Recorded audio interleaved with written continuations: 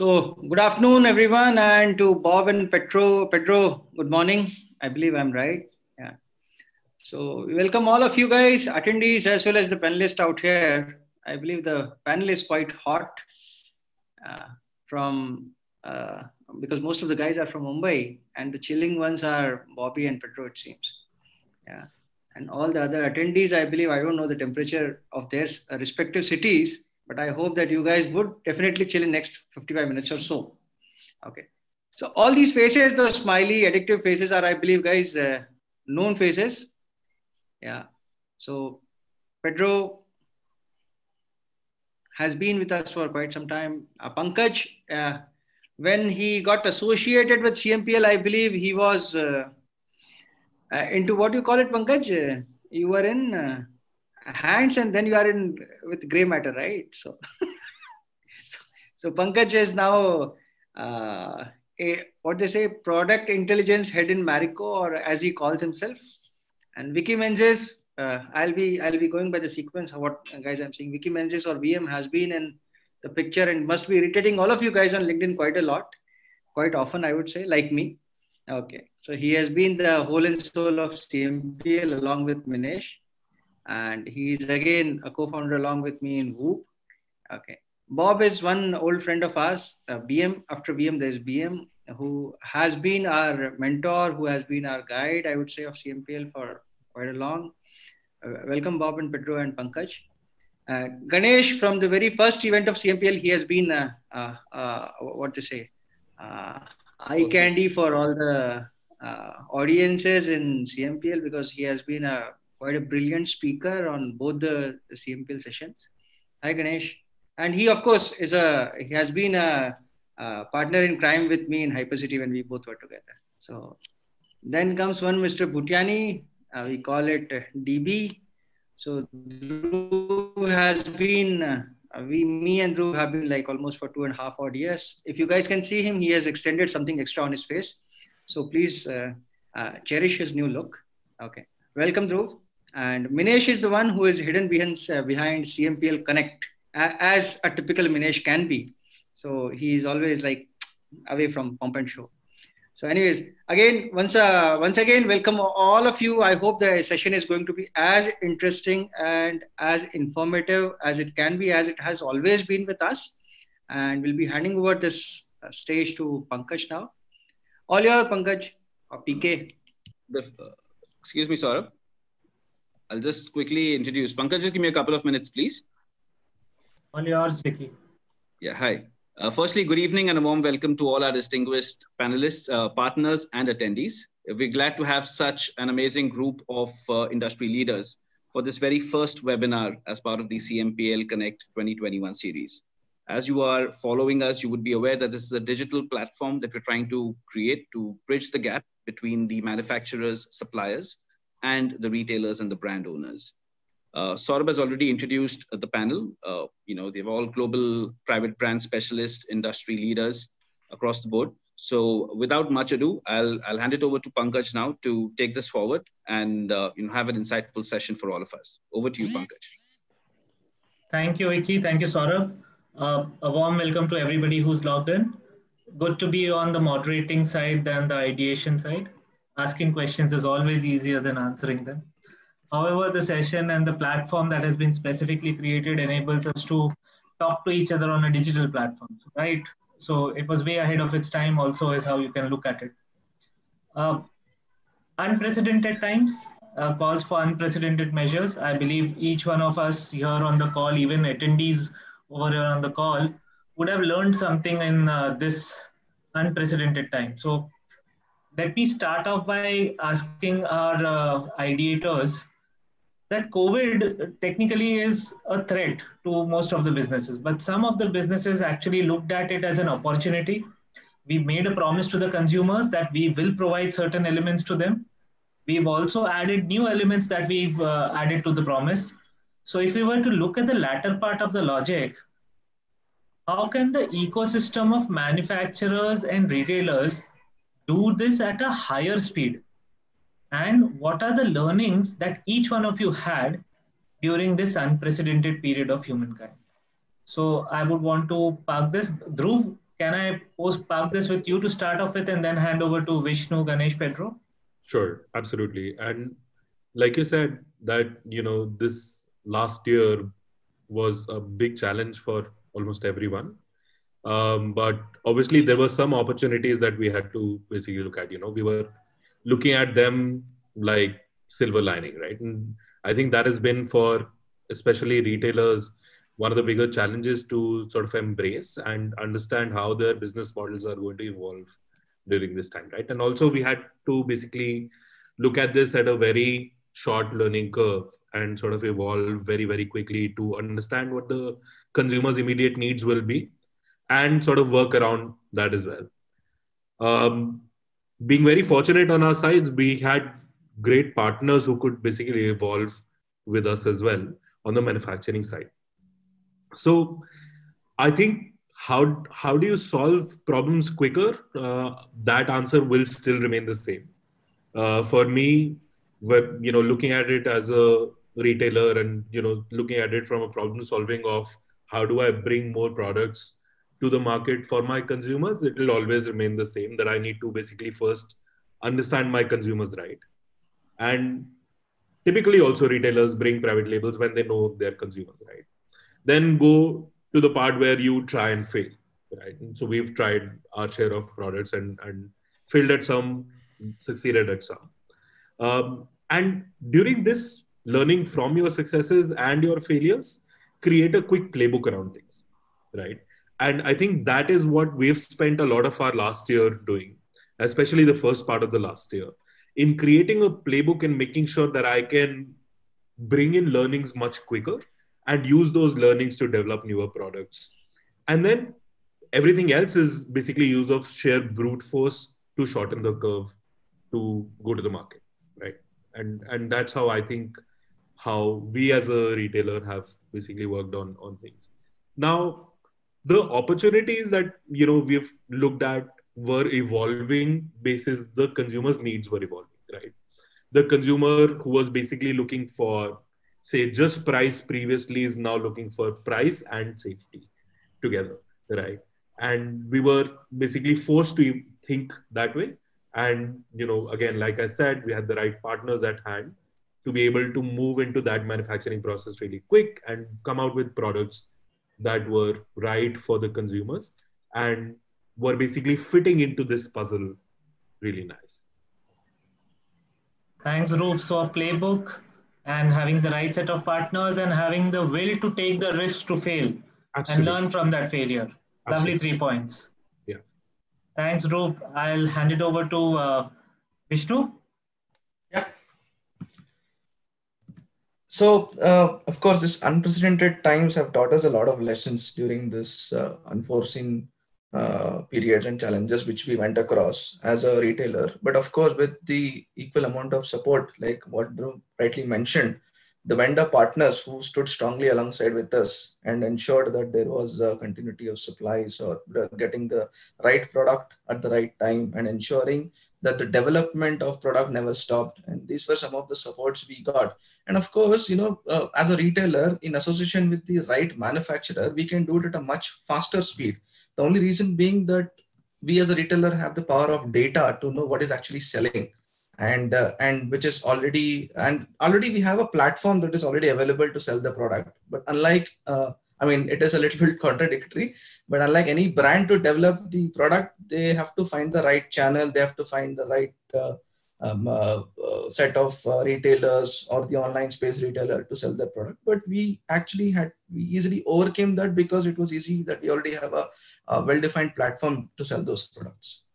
And of course, there were some of my learnings, of course, was, that it has taught me some of the social learnings to personal learnings. It has taught me patience, trust, empathy, belief. And some of these values were inculcated during this. It tested us during this entire phase. And I think that's what is important for us. Thanks, Vishnu. I agree with you that being the retailer, you already have the data actually across all the people who list their products with you, and you can choose and pick. Where you had that advantage. I hope the advantage enabled you to move ahead on the curve. Ganesh, Pankaj, I'll take Pankaj, Yeah, I'll take a second. Now, I had hidden over Vishnu's introduction earlier because I wanted to pitch in right now. Now, Vishnu heads the private label gourmet and international foods ka part, guys. Okay, so this has been really a very difficult time, I believe, and you should have a lot of questions how the gourmet foods and international foods have forayed during this COVID times. Yeah. So Vishnu, all yours, huh? You should be getting a lot of firing. Hopefully, I'll be able to answer most of them. The second question can actually take care of that. But before I move to the second one, I would request Ganesh also to share some of the learnings and some of the excitement that happened during this time. Yeah, so thank you for that. First of all, I would like to thank all the partners, manufacturer partners, and everybody associated with it, that they have been able to really work in extraordinary circumstances and have been able to satisfy the needs of the customers at that point of time.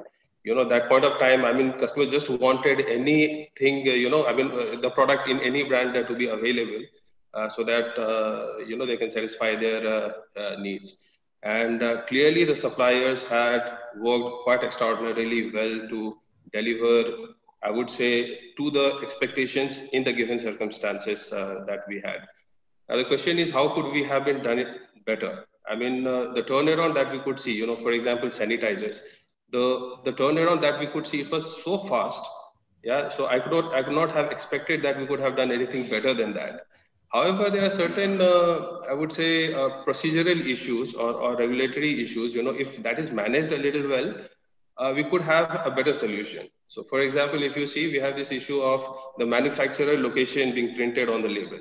Yeah. Now, suppose if a manufacturer has 2-3 locations and one of the factory is not working, but other factories are working, and unfortunately, suppose if you don't have that address printed on the packaging material, we cannot shift the production to that facility. So some of those things that we saw, which could have been addressed, if it could have been addressed, we could have done a little better than what we did.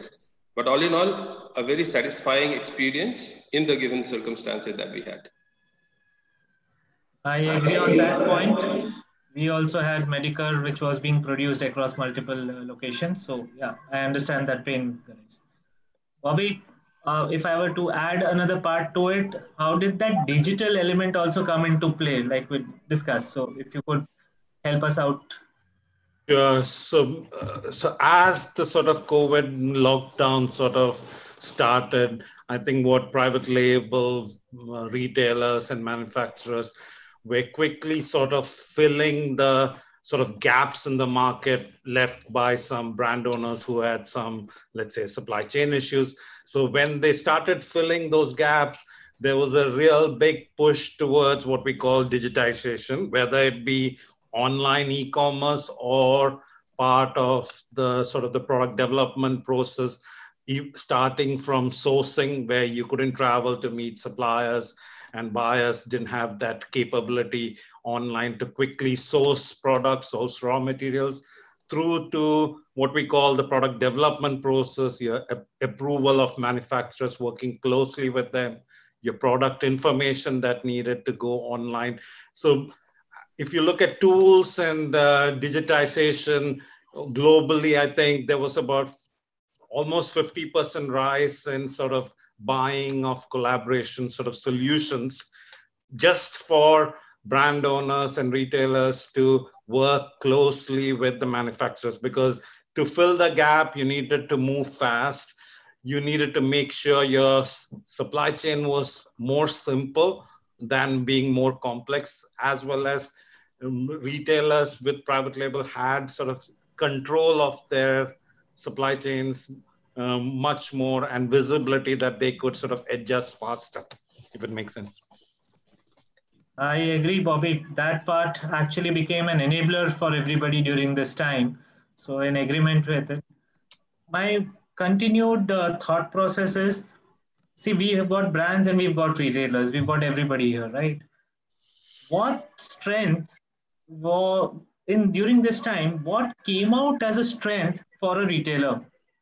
And how are you going to leverage that strength going forward, even after this time moves us to better times ahead? So if I can have somebody, Ganesh, would you want to start off on this?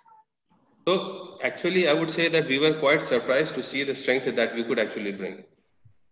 There were established manufacturers for more than 100 years, MNCs, but they got completely collapsed, was not able to supply the products in time.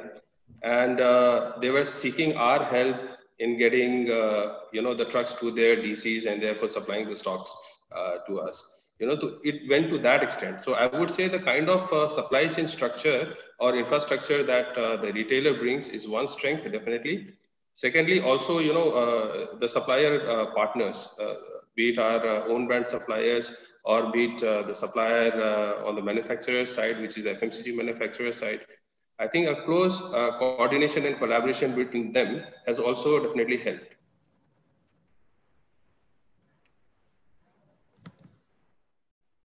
Understandably so. Vishnu?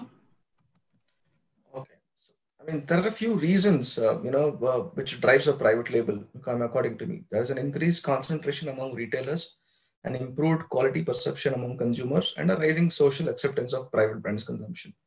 So in addition to that, during this pandemic downturn, that has further boosted the appeal of private label only because of its price utility, availability, speed at which it is developed, and it is offered to the end consumer.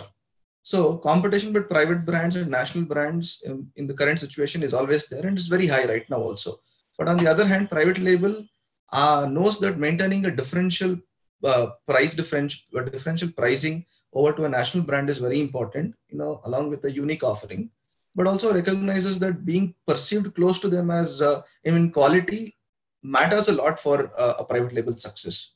So, ensuring that these parameters are met, and this will help us in strength, making one of our key strengths to leverage upon private label being more superior than a brand, or showcasing that. It's a good competitive world out there. So that's the takeaway I'll take from the answer. It's a field where everybody gets to play. Bobby, anything to add on before I hand it over? Pankaj, on Vishnu's comment, you want to say quits? Sorry? On Vishnu's comments, you want to say quits? I want to say? You want to say quits? No. Okay, I quit. No. So the thought process over there is, if you were to look at it, it's a coexistence model. No, these gladiators are trying to challenge the Tsar or Caesar. So... No. That keeps the Caesar on his toes. So I'll take it either way. See, the point over there is, why am I on this platform? Because I believe everybody gets to learn from everyone. Okay, so that's a very simple thing. I have been the head of third-party manufacturing. I have seen the power of private label. What does brand bring more to the table? We bring experience, we bring other elements, we do a lot of consumer research. There is a lot of learning or a lot of spend also that you need to do on building a brand. So that's our strength. So if that strength is being done there, then our second strength is distribution. So they are a part of the distribution. So I believe coexistence is the only way. If they go stronger, we become stronger. It's a simple win-win. Innovation and category creation, I would say that's the biggest strength that the brand actually has. Absolutely. Say, for example, if Ganesh comes up with an innovative product and the consumer takes that, the next time when we go on a consumer research, they give up some other unstated need. We jump to another unstated need. So it's an infinite world, infinite possibilities, but it's fun. So I was successful in pulling Pankaj from being a moderator to ideator. I saw that. But everybody's, even Sehwag bats on the commentary. So I rather hit and defend. So why not? So from Vishnu, I will hand it over to Bobby. Bobby, a few thoughts from your side.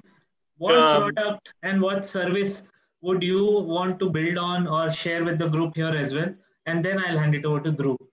So I think just touching up on some of the things that Vishnu mentioned, I think he mentioned, three main things, what availability, price, and quality. Okay, I think using those three as during the COVID times, at least the private label retailers have been able to attract new shoppers.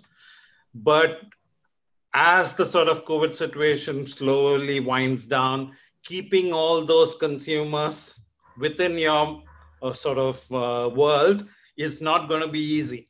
So they have to have a sort of brand strategy, okay, and I think somebody talked about assortment and pricing.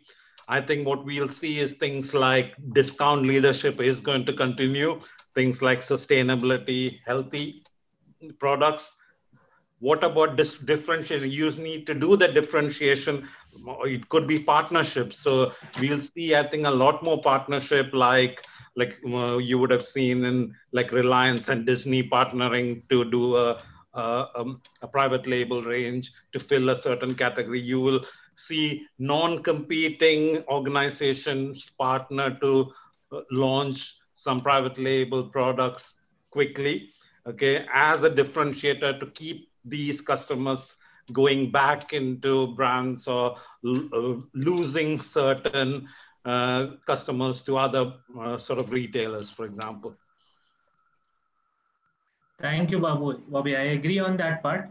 That Reliance and Disney one was actually all over the news. And Disney launching its own channel also online became a product which had maximum subscriptions in the shortest amount of time. So that was another element. Dhruv, some thoughts from your side, please. Sure. So I think one of the biggest thing that came to us as a surprise was obviously what the other panelists were also speaking about, is that we saw a lot of bigger brands also sort of crippling down on the supply chain side. Wasn't something that was really expected of these brands, and that's how I'd like to put it as bluntly as possible here, right? And the one thing that we learned really quickly was that as much as control we had on the supply chain, things were improving much faster, right? And I'm talking about the initial month and two when the pandemic hit, right? And that is where, especially say, one of the big ups was own brands, because, we controlled the supply chain from the very beginning, right? From the production side. And wherever we could extend our help in supply chain to our supply partners, which were brands also, the turnaround was much faster, obviously. So that being said, we're investing very highly, on the supply chain side, and making sure that another Black Swan event is, ever happens, we should be ready for that day as well, right? Some of those learnings are going to be embedded into us. Obviously, things that Bobby mentioned are things to work on our side as well. But I've realized something, and this is like not gradually happened, it has actually happened very, very quickly during this time, is that I can safely say that gone are the days where buying private labels were a sigma for a consumer, right? And I've seen that change happen, very significantly during this time. And I think that is going to stay for a very significant amount of time. And that time is what we'll invest in making sure that brand recognition for our own brands is also established during the same time. Because this is how I feel about, the whole internal fight about private brands versus bigger challenger brands. That, in the real world market, a private label is another challenger brand for, a national brand, practically, right?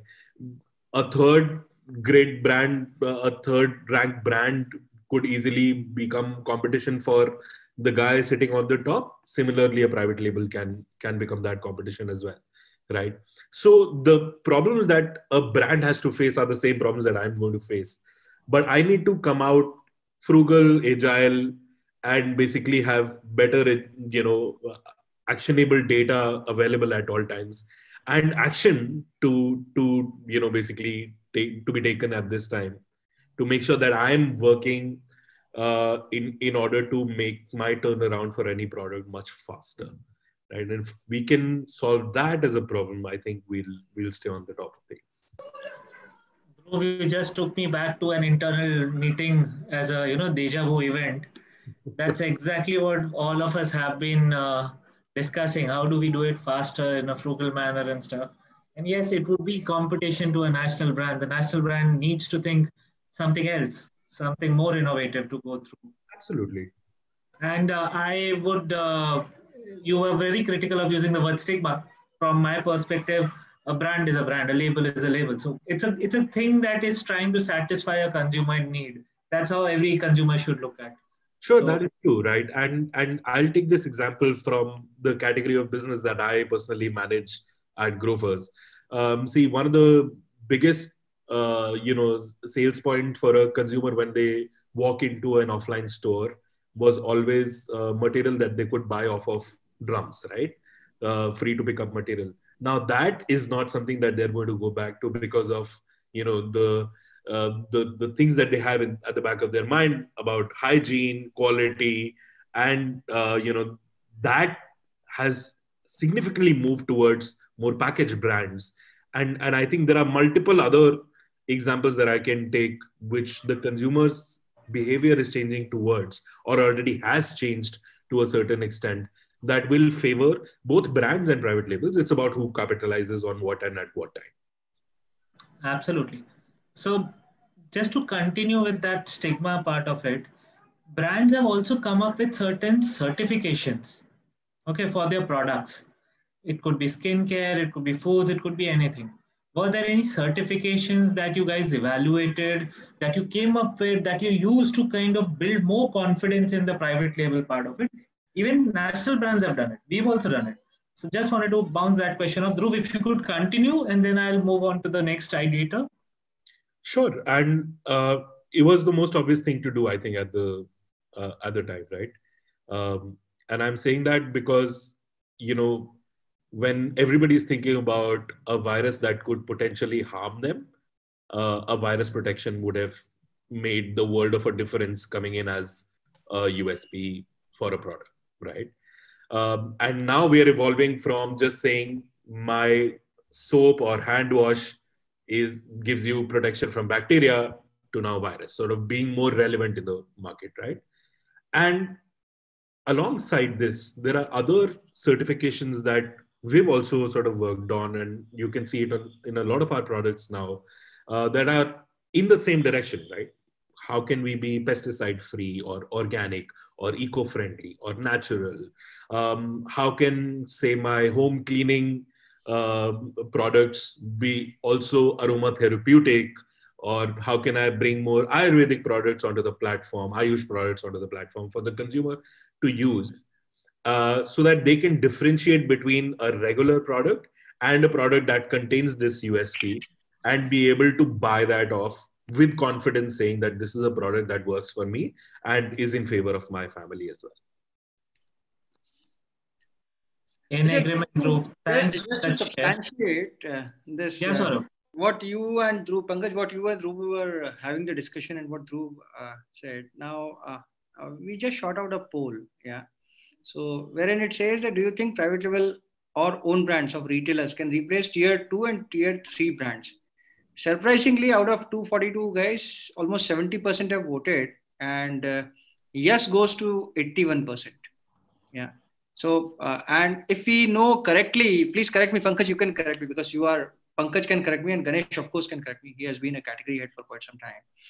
In 90% of the categories in food and grocery, okay, the category captain usually commands only 30 to 35% of category share.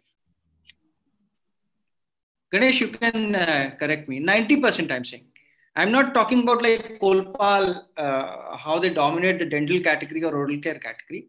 So when 90% categories, if the category captain is commanding only 30-35%, so for 65% category share, there is a fight between a lot of second, 2-tier brand, 3-tier brand.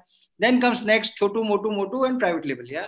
Now, can private label replace all of them? And surprisingly, now 83% guys are saying that yes, it can. So, which I believe Vishnu and Dhruv are doing a phenomenal job out there, and of course Ganesh too. Yeah. Before Vishnu and Dhruv answer, I think Vishnu and Dhruv would request all the attendees kindly convert that to sales. Only polling won't help. Kindly convert it to sales. Right, Dhruv, Vishnu? See, I mean, like earlier, I think when I was having a conversation with Pankaj, I mentioned, it is very difficult in a category where there is a monopoly of at least 70 to 75% of a large brand. we know that, getting into that category is first of all challenging. And now when you have to be very careful by getting into that category, what products are you going to bring in and what is your unique selling proposition? And we know that there is a limited margin play. We know that there is a limited category share you can take. So why, and similarly, then when there is a plethora of categories where it has been spread horizontally between multiple brands, you have a very limited share in that. So I think it might be a bit of a challenge, to replace a brand loyalty in a customer. But look at those categories which are emerging, where there is a complete gap and where there is a new idea that can be brought in, where there is no a leader in the market. I think if those kind of categories are there, I think that can develop very fast, which we have seen in our T2 cities as well, because they have done phenomenally very good in our private labels during this COVID times in categories such as snacking, categories such as home baking, categories such as ready to cook, then health foods and immunity boosters. So these have really done well, and these were learnings that we had to focus on those categories. So we ensured that we work so strongly towards getting out products in those categories. We saw, and we never thought frozen pizzas will become such a large category for us, because that was one of the largest failed search items in us, because there is no national brand that is present apart from Amul, who does a 4-cheese pizza. So we came up with a wide range of pizza offerings. And similarly, products in terms of home baking. I don't know from where people started baking so much. Vanilla essence was searched almost 2 million times. So, I mean, we were took for a surprise, a product which was not selling at all. Now is, there is a huge demand created. So we came into those categories as well, providing what the customer is requiring. So we actually, if you ask me, we've seen and we worked closely as per what customer is looking for. So we had every data what customer is looking for, which benefited us to get into those categories only. Very happy to hear the usage of that data, because I've just taken over business intelligence as a new role in the company. So data also helps make new products. Yeah, Dhruv was about to say something. I'll hand it over to Dhruv. So I was actually going to say that, we follow a slightly different strategy of working this out. Obviously, categories that are not monopolized by any brand are categories that are easy wins, for any private label to get into. But I think if you have supply chain, distribution, quality, consistency, and pricing solved, then even picking up categories which are monopolized by brands, you can sort of create a dent in that. I'll give you one example. Ketchup is a product that, when you think of ketchup, you're already thinking of a brand that you like, right? And that is also a category that we've created such a significant dent in. I'm not going to put out numbers, but I'm a significant brand in that category as well, right? And there are numerous others that are really sort of surprising for us also, and it gives me more confidence in being taking more chances. And like I said before, right, taking chances is something that we do a lot while we're thinking of own brands. That you need to go out and look for products that you can become a challenger in. And there is a taker for that. And, when we started thinking about doing our own ketchup, we actually, one of the founding members of the company was in a tier 2 city and saw a store which basically did not keep any big brand ketchup. And this was a big store in his city, but there were different kinds of ketchups being sold. So he said, why don't we build a product like this as well? And that's how we all started thinking about that product. Today, it's one of the biggest selling products on the platform. Why don't you plug in the name? Plug in. What's the name? No, I've chosen not to take names here. But your own. I'm saying your own brand. I'm not saying the one that we are envisaging, but at least your own plugin you can very freely share, right? We have Grover's Happy Day Ketchup. There it is. So users, I'm a neutral moderator. I can prove that. So. So we saw similar experience in our case. There are certain categories which are easy wins, I would say. But even in difficult categories, we are already, I would say, number one. In some of the difficult categories, not all the difficult categories. And also, some of the manufacturers are getting surprised seeing those numbers. So I think it's all for taking. It's just a matter of time. While you can very easily, get into the easy wins category, you can also create an impact in the categories which are a little difficult. But yes, I mean, obviously, one step at a time. It's possible. And getting some help from the participants, from the attendees rather. So a few questions that have come through, if I can just scroll up and pick from them. So did you guys see any drop in volumes post-COVID situation stabilizing is one question. So anybody who wants to take that, I also have an answer to it. I can very simply say for Marico, we had a 15% growth in the last quarter. Have a look at the results, but yeah. So I would just like to correct this impression. If this impression is that this uplift or uptake had happened only because of the COVID, then it's not correct. In fact, we have been seeing this phenomenon even before COVID, and even post-COVID. During COVID, I would say, as the supplier got impacted, we also got impacted. Some of our supplies also got impacted, and therefore it was kind of a fair play. So shares would be here and there, a few percent here and there. Sometimes we would be ahead, sometimes supplier would be ahead, on the average. But rather, we see that now it is an opportunity to even do better, than what we had done earlier. So that was my second question to it, because right now the public transport is not at 100% capacity. Once, say, Bombay, the trains come into play, the shops right next to the railway stations would see footfalls coming in. So will the online be supplemented by the offline? I mean, it's a very different scenario, right? So on that, Vishnu, Dhruv, anything? Yeah, I think that's where your the last question plays a major role over there. See, I mean, there was no brand loyalty attached, which we saw in the beginning. Consumers shopped as if there was no tomorrow. But over a period of time, things started relaxing. We have seen consumers are moving back to their, beloved brands, and they are going back and shopping and attaching back their loyalty. But now it is actually becoming crucial to maintain that momentum of growth that you have seen, and to ensure that we stabilize that growth month on month and keep that momentum going on. So for that, I think, we have to give some kind of confidence to the customer. And that confidence can be in the form of, ensuring the origin of product or how hygienically it is processed or packed and delivered to the customers. And, and we have ensured that we have done a lot of online campaigns around it to ensure and build consumer confidence around it.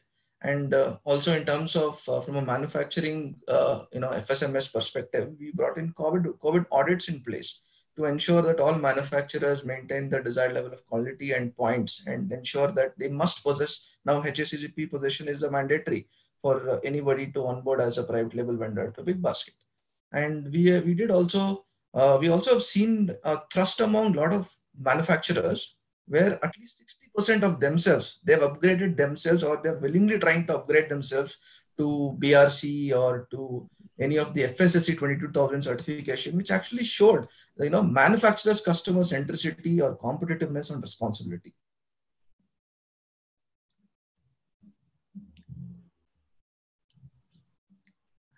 I just want to put the same question to Bobby. Bobby, what do you think? Pankaj, I'm just taking... you're on mute. That's why I'm taking the chance. Sure.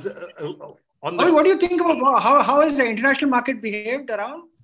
Sure. So a couple of things that I think Vishnu and the previous panelists mentioned. One is sort of as we come out of COVID, what are sort of retailers doing here? For example, you will see a lot of push into new areas like meal kits and plant-based. Suddenly over the last year, I can see supermarkets where a whole aisle is filled with plant-based food, which was never there before COVID. So it is sort of, even though things are sort of still in lockdown, slowly recovering, we are seeing whole new product ranges in the market that wasn't there, which is filling up the needs, okay, as well as hitting on items like meal kits, because people are still at home. That was not even sort of a category that was being thought about earlier. And coming back to the certification topic, I think more and more, I think retailers rely on manufacturers with the certifications, whether it be GFSI, BRCGS, or certifications that are already there, because they can't go to the sites to do the audits. So sort of trust the sort of standards body and their remote auditing capability sort of that is brought to the manufacturer, so that they don't have to do the extra legwork in these times to sort of maintain product quality, making sure your supply approval process is more streamlined. So Bobby, in continuation, two more questions. One, how was it in London, say for example, offline presence of the products versus the online shopping? Did that shift? Secondly, did import and export also get impacted because of this scenario? So those are two questions I had parked specifically for you. I think for us in London, what we really saw was there was a huge shift to online, but almost every retailer struggled in the first 2 months. You couldn't get a slot for a delivery, okay? Even though there was, the capacity just wasn't there. So even pure online retailers really struggled to keep up with their sort of the slots for the consumer. And that happened even a month back when we went back to the second lockdown. Even after a year of being prepared, I think the online slots and capability to deliver to the consumers are still struggling to easily get a slot, let's say for next day delivery. Okay. And you would see a lot of competition here, like through people like Amazon Fresh, who gave free deliveries. So Tesco competing with Amazon. So the delivery market has also sort of really picked up with the competition coming from people like Amazon. Thanks, Bobby. That gives us a visual image of what would have happened over there. Another question to everyone over here would be, one, what would be a differentiator that the private label does over a brand? And two, is it a sustainable way in case it is to do with pricing? So anybody can pick up the question. And I would want Saurabh also to answer on this. The biggest differentiator, if you see, would generally be pricing, which is basically the value for money that you would offer. But at the same time, there are many other things, which over the period starts being created as a differentiator. So I'll give you an example. Today, if you go and search for body lotion, you will hardly find any brand, even the topmost brand, being paraben free. You do it. I did my search, and I wanted to shop for a paraben-free product. But the Sky brand that we sell under the Tata brand name, so we say it's a Tata product and the brand name is Sky. We have launched it, which is paraben-free. And not only that body lotion, the entire range of products is paraben-free.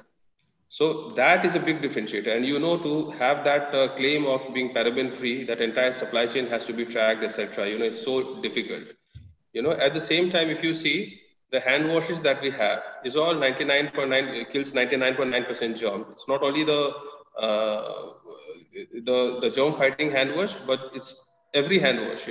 It's just that we don't highlight it too much. We just highlight the other aesthetics of the product. So if you see intrinsically, what we offer is a superior quality of product. The manifestation of that quality could be in various ways.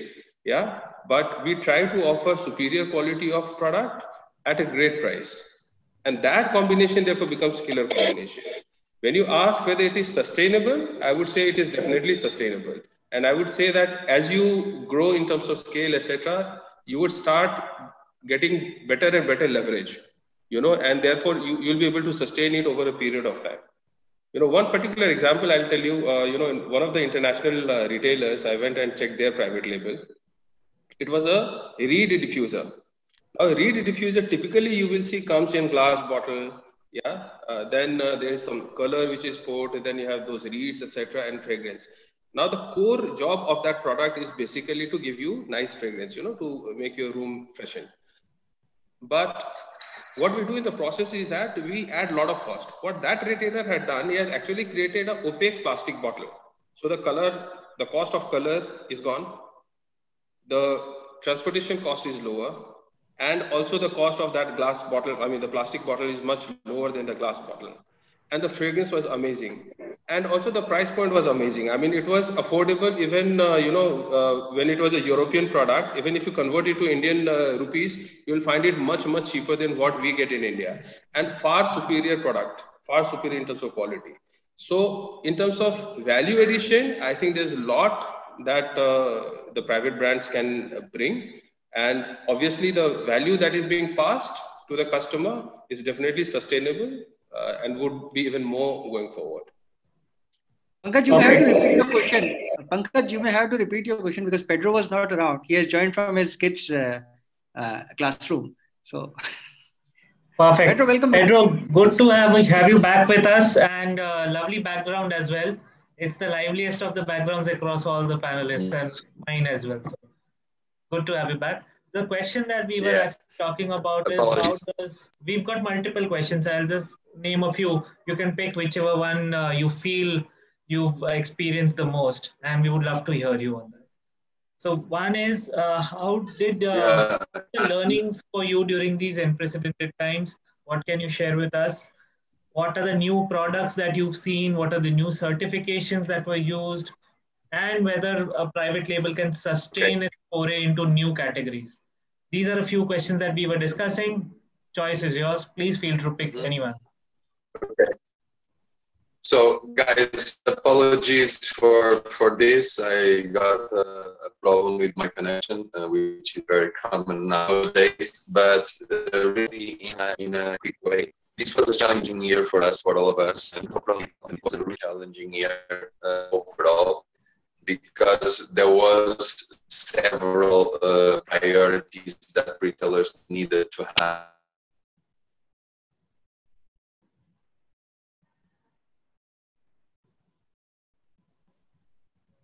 Vicky, I think you'll have to organize another session with Pedro on a separate basis for all the attendees.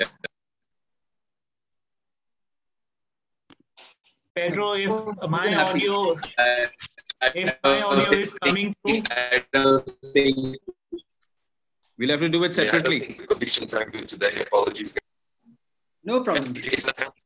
I don't think conditions right now are good in conditions. Because otherwise I will ruin everyone's webinar. It's actually a very bad line, so I think we could carry it forward, Pankaj. No, but it's not a bad line. Pedro is on sci-fi mode. So Pedro is actually on a different frequency of sorts, but I think we'll have to catch Pedro a little later. Ganesh has answered that last question that we were discussing. Bobby, would you want to take that before I pass it on to Dhruv and Vishnu? Bobby, mute here. Okay, can you repeat that, Pankaj? I couldn't get it while Pedro was talking. So my question overall to the group was, if a private label has identified an area which they can offer something to the consumer, normally pricing becomes the vector that is being played on, which Ganesh said there are other vectors also that Ganesh and the company have played on as being parabens free, adding more value to it, getting something unique, and then also being able to sustain the pricing model that they are going about. So what's your take on such a scenario?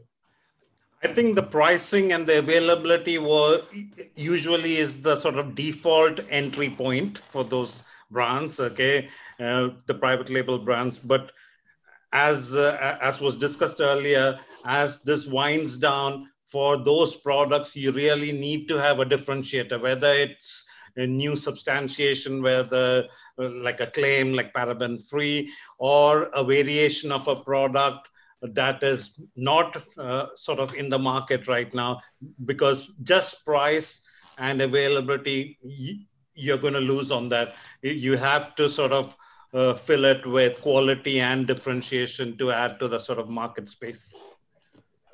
I agree, Bobby. I think Dhruv also had mentioned in his earlier answer that quality and these elements also convince the consumer to try it at least.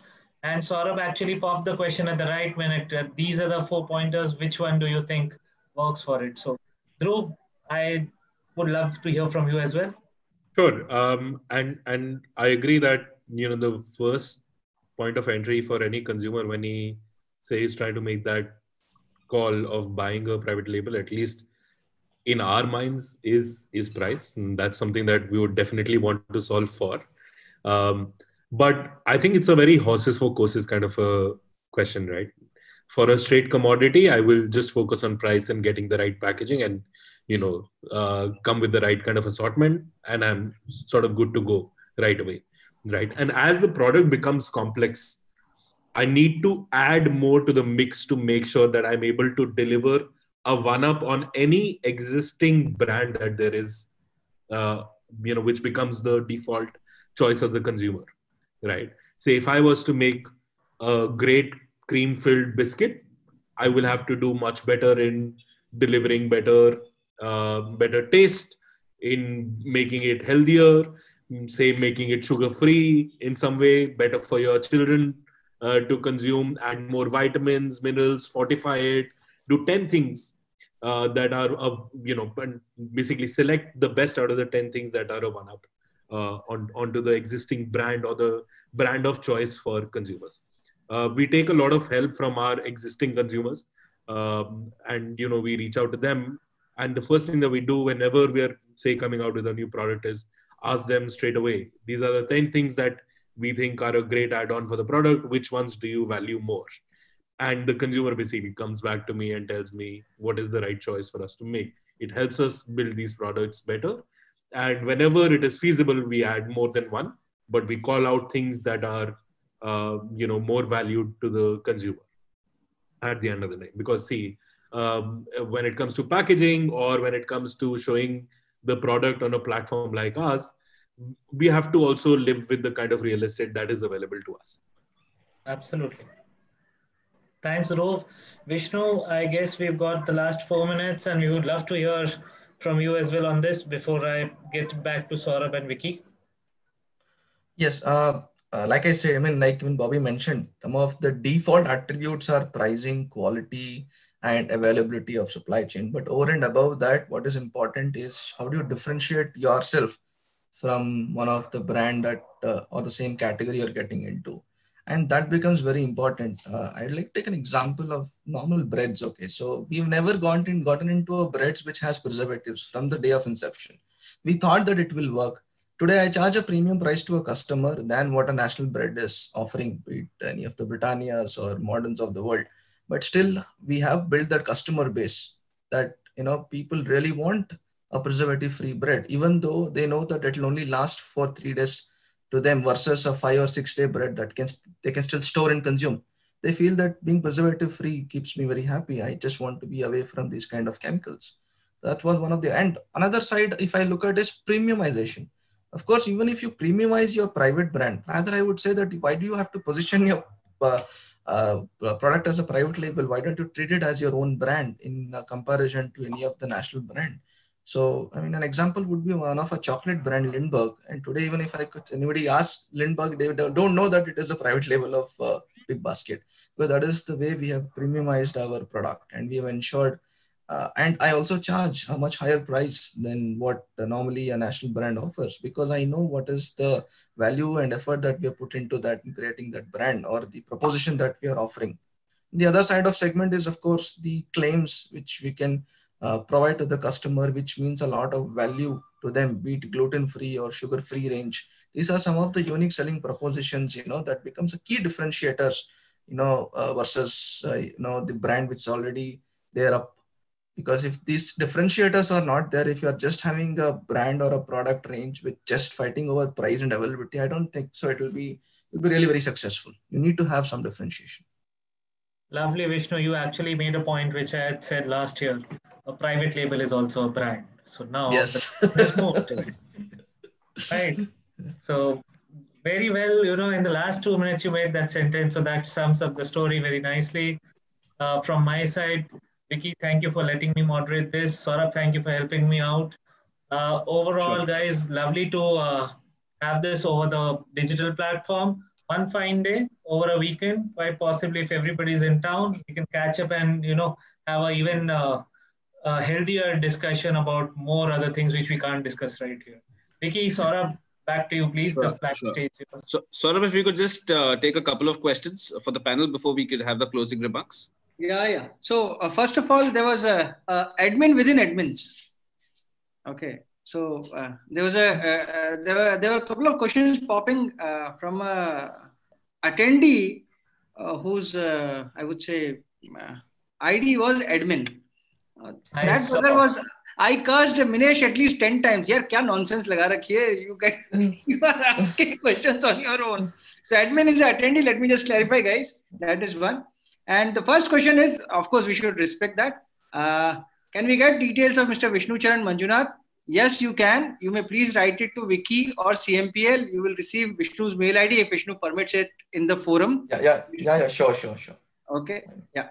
So, and then there are a couple of vendor pitches which are there from Clever Food, who was our old vendor, who still is Grofers and Big Baskets vendor. Yeah. Mr. Surana and of course, Big Basket. Yeah. Okay. And there are a couple of vendor pitches, I would say. Then questions if I have to take. Okay, good afternoon. Somebody said I would like to greet him back. Good afternoon. 9, 2, 4, 5, 6. Okay, fine. So, question number 1: how to build a brand in niche market? Okay, I would like to answer it. Saurabh Dhanuka, if he is there, if this has been asked by Mr. Saurabh Dhanuka, mera naam Rashi hai. Okay, so the fact is the poll itself says that how to build a brand in niche market. The last poll which said that how people want to look into private label. It means that if you want to create a brand, then the first thing is consider it as a private label. It's an entry level brand. Surprisingly, pricing and quality promise were going neck to neck almost at 170 polls, till 170 polls. And then suddenly pricing took the... So I would like to quote an example of Charminar Basmati rice, which became a brand and which got sold to McCormick. Charminar was a buy one, get one and buy one, get two brand when we started our career in 2004, 2005. Okay. Then it became a brand. Today, if you talk about Hindustan Unilever's Kisan Ketchup, the moment on online platforms, it increases its price by 10 rupees or 12 rupees, its market share goes down by 15 to 20%.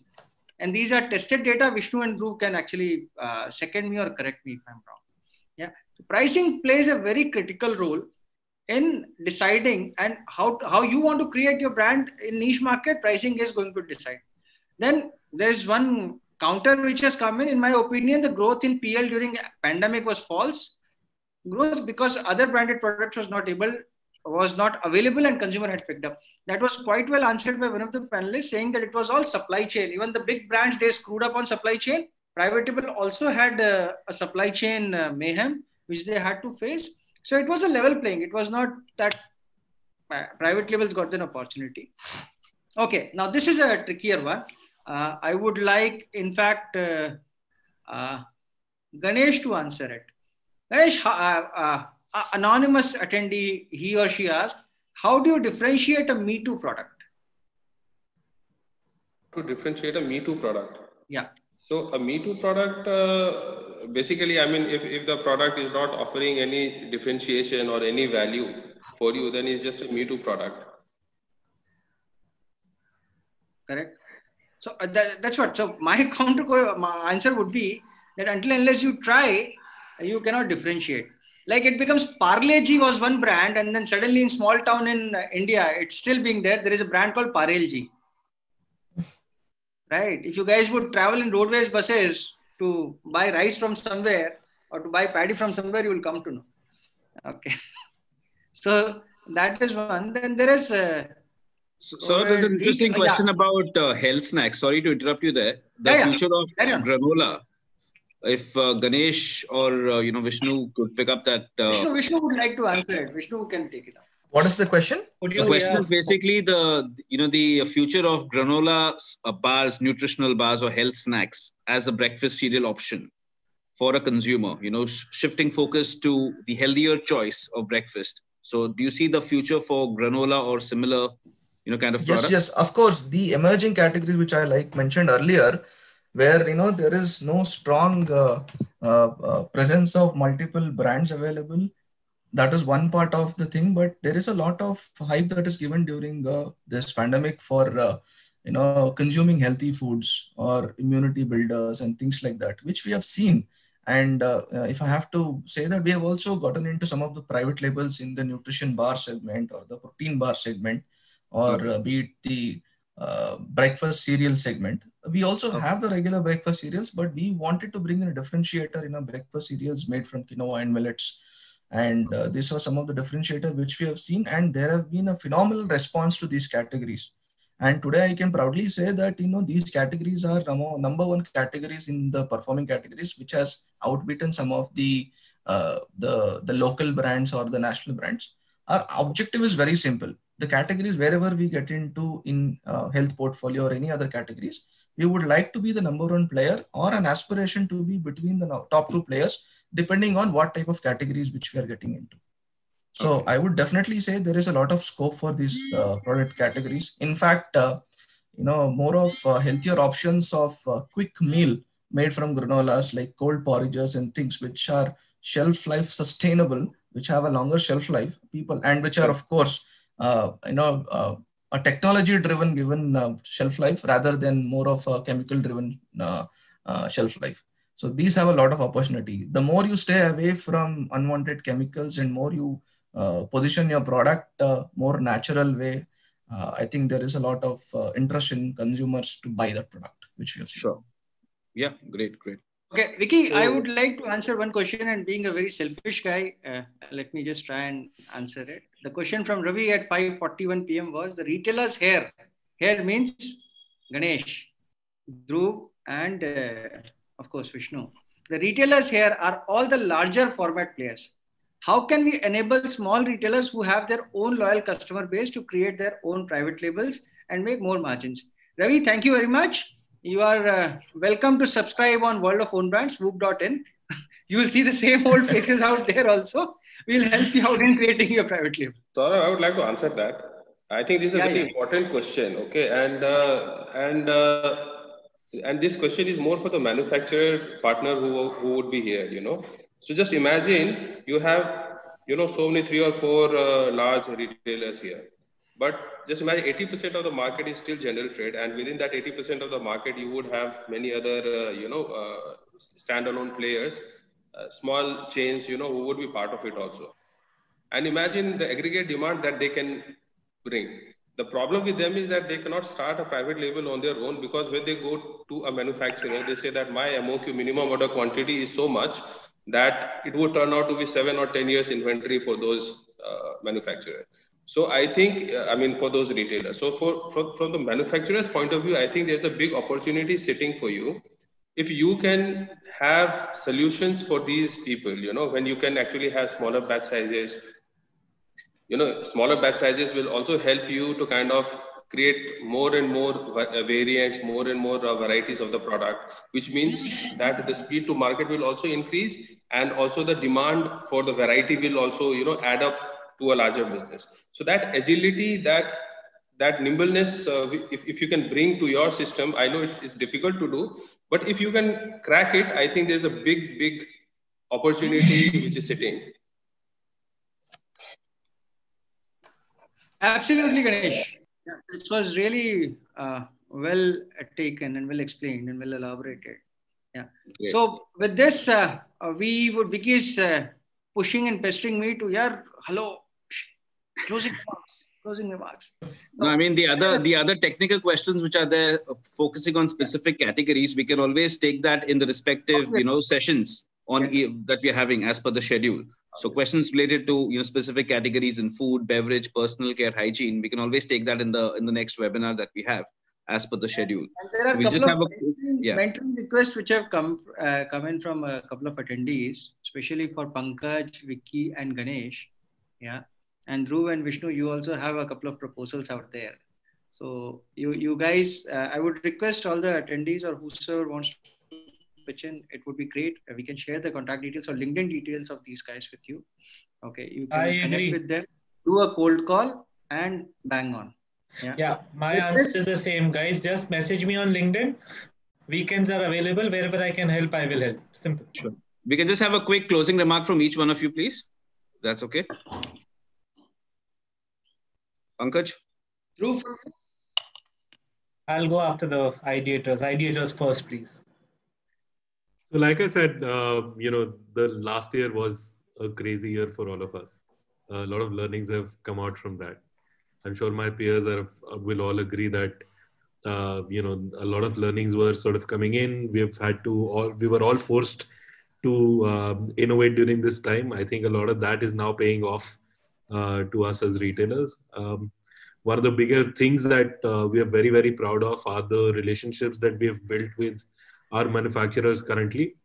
And I hope that, during the time that I will be attending more sessions with you guys, and will hopefully try and have conversations with manufacturers that have not really been in touch with before. I actually look forward to connecting with most of you and hopefully get into business as well. Great. Vishnu, Ganesh? Yeah. First of all, thanks, Vicky, for having me in this session, and Pankaj for being a very nice moderator, being a very humble moderator.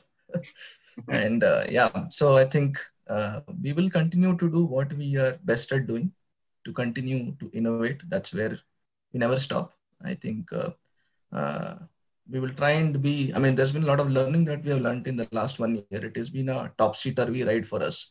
And I think that has inculcated a lot of good and bad habits both.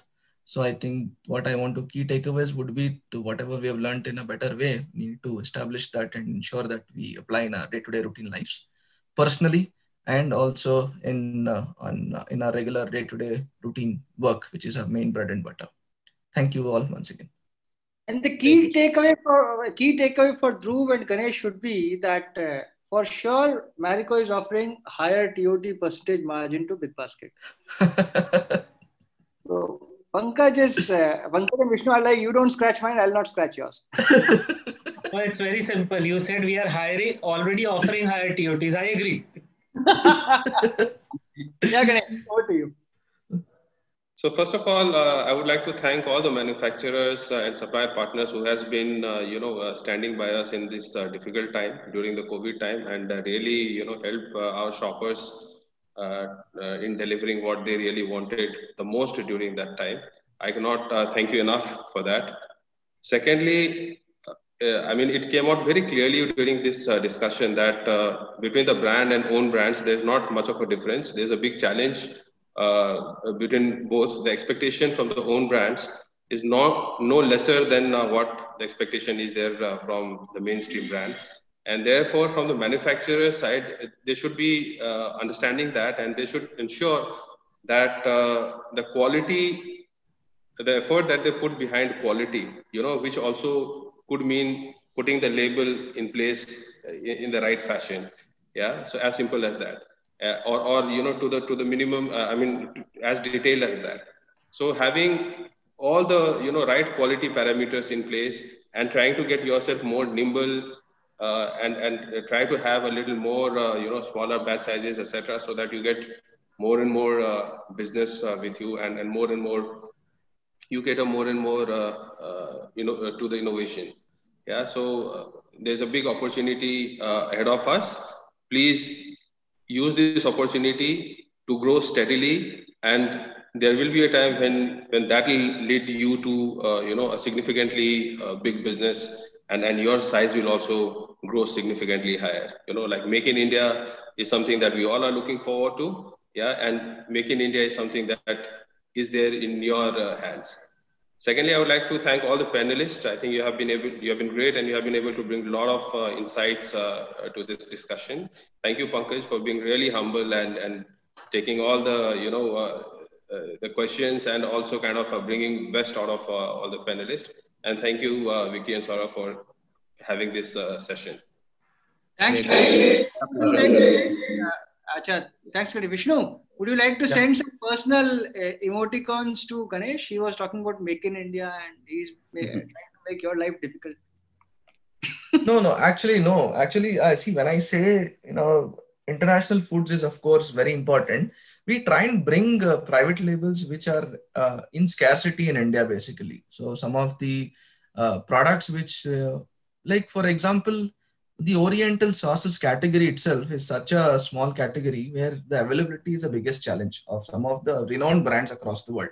Of course, we have the importing segment. We do not import anything directly, but of course, we have an opportunity to, compare that to be an Apple brand for us, where we can look at, creating something in similar lines and a better offering to consumers and a better value proposition. So basically bringing the international foods in a private brand or a brand which is equivalent to an imported brand on a consumer's plate.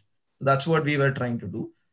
Actually, I agree with Ganesh that, Make in India emphasizes a lot of a cultural and emotional touch with the customer when he's doing a purchase decision, which also we have seen that Make in India. If you have seen most of our private brands today, we have a small logo called Make in India as well. Great. That's you after this international foods ka comment. You want to use your remarks? So what about Bobby? A couple of lines from you, Bobby. Sure. Sorry, Bobby. Sure. Thank you guys for organizing, Vicky and Saurabh and the panelists. It was a great discussion. Coming from a sort of a background of digital solution, I hope the growth for you guys, the manufacturers, as well as the retailers will keep us busy in going forward over the coming couple of years. So we all wish for good things to happen for you guys. Great. That's where the opportunity lies. And now Pankaj can easily pitch in, please. So guys, I had fun. So it was a good session. I got to hear from all the counterparts. And all I would say is, there's no differentiation between a private label and a brand. A brand is a brand. So it's all in your mind, how you treat your own product. The product is actually satisfying a consumer need. If somebody else is able to satisfy the need better, we get to learn from it. We improve. So that's my, how do I put it, a politician's answer or a diplomat's answer, as whichever way you want to put it. But it's a fact. It's quite a straightforward. Sorry? Quite a straightforward answer that retailers, you better gear up, produce a better product, or forget, let the brands do their work. Okay, Saurabh's answer. My point over there is... Saurabh, you've been brutally honest. Honesty is the best policy. But overall, I'll say, see, we've got certain amount of spends that we put on the brands. You've got to maintain your stores. So everybody's got a certain amount to do. Everybody's got a certain expertise. But overall, yeah, the ecosystem is an enabler. Overall, Vishnu, Dhruv, Ganesh are also a primary customer for a brand, right? Okay, fair. This is the only customer where we pay them.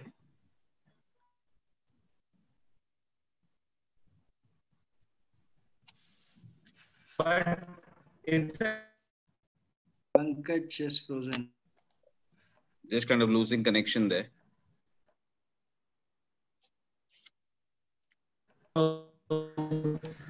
And just one last point, Saurabh, I would like to make. Getting into private label does not mean only to grow a private label. It's on a prepaid bandwidth. After 6:15, it's going off. I don't have any branded Wi-Fi. The private Wi-Fi connection. Yeah, private Wi-Fi connection, but I still trust it, so I'm keeping it. So I stand with it. Vishnu, you had some points. Yeah. No, I just said that, getting into private label does not mean as a retailer to grow only the private label. It's all about growing the category, offering a better category and assortment to the consumer. I'll just take a small example of Flipkart. When they got into this online space, they were the first people to get into the online space. They burnt a lot of money in getting the trust from the customers, where when there were dial-up network connections at that point of time, even to go and buy something online. And imagine how much amount of money they pumped in to gain that customer trust to enable him to come and purchase online. but the result is what we see today. So I would say they were a brand or a private label brand. They helped in building the entire e-commerce as a category. Today, we have seen multiple categories that have grown because of somebody who actually came in, who took the initiative to build that category. That is what even private brand or private label, as what we also do in bringing some product, which is having a unique selling proposition, plus also enables, giving better option to customer, helps in building category, helps in giving a better assortment to the customer. Great. Over to you for a little goodbye, I would say. Who's that? Over to you. Great. Thanks, Saurabh. Firstly, thanks all the panelists. That's Pankaj, Ganesh, Vishnu, Dhruv, Bobby, and Pedro as well, though we had him briefly for a faulty internet connection, unfortunately. But thanks for taking the time out. We've exceeded our our time that we've asked for. So thanks for having the patience and for supporting this initiative and the platform. There's a lot of things to pick up on from taking the risk and trying to build something is what Dhruv mentioned. So that was exactly what we tried to do a couple of years back when we took a risk and tried to create a platform for India. Make in India, the initiatives which Ganesh mentioned about the opportunities for manufacturers. So that's another, you could say, opportunity for us as well as an organizer, as a mediator to try and bridge the gap between the manufacturers and the retailers. So that's what we're looking for. So hopefully this, I'm sure this discussion was insightful and, a great learning for all of us. A lot of things to take forward. And you can also, join us for the next webinar sessions as per the schedule. The next one being the food and beverage on Saturday. So do join us for the next session and also for the buyer-seller meets that's going to happen online via Zoom, individually connecting retailers and brands with potential matching suppliers. So feel free to connect to us, to Saurabh, myself, Minesh. We are all here to assist you and trying to help you with whatever best way possible. So once again, thank you to everyone for joining us, our partners, panelists, and the attendees. Thank you.